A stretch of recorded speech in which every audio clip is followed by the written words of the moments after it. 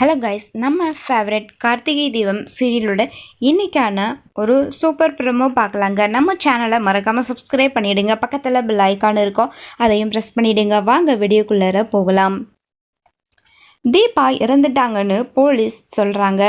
ஆனால் கார்த்திக் கண்டிப்பாக அவங்க எங்கேயாவது உயிரோடு இருப்பாங்க அப்படின்னு சொல்லி நம்பிக்கையோடு இருக்காங்க. இன்னொரு பக்கம் நாச்சியார் தீபான்னு உயிருக்கு போராடிட்டு இருக்காங்க. தீபான்ற பேரை மட்டுமே உச்சரிச்சுக்கிட்டு நம்ம கார்த்திக் வந்துட்டு கோவிலில் போய் பார்த்தீங்கன்னா உட்காந்துட்டு இருக்காரு, சாமிக்கிட்ட வேண்டிக்கிட்டு எப்படியாச்சும் தீபா கிடைக்கணும், அப்போ தான் அம்மா உயிரோடு வருவாங்க, நல்லபடியாக குணமாய் வருவாங்க அப்படின்னு.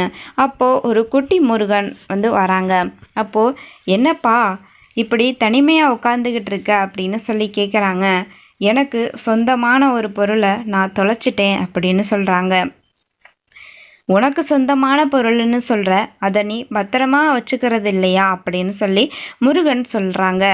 பத்திரமா தான் வச்சுருந்துருக்கணும், அது காணாமல் போயிருச்சு இப்போது அப்படின்னு சொல்கிறாங்க கார்த்திக்.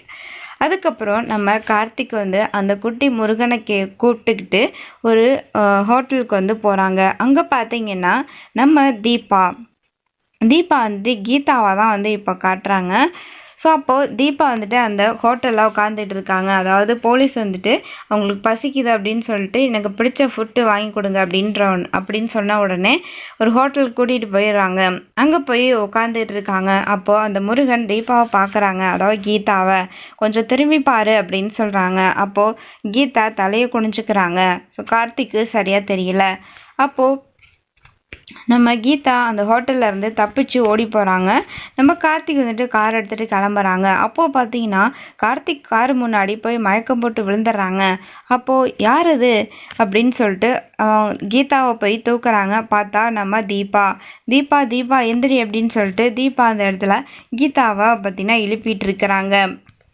அதுக்கப்புறம் அவங்கள எழுப்பினதுக்கப்புறம் இவங்க யார் என்னங்கிற விஷயத்த தெரிஞ்சுக்கிறாங்க நம்ம கார்த்திக்.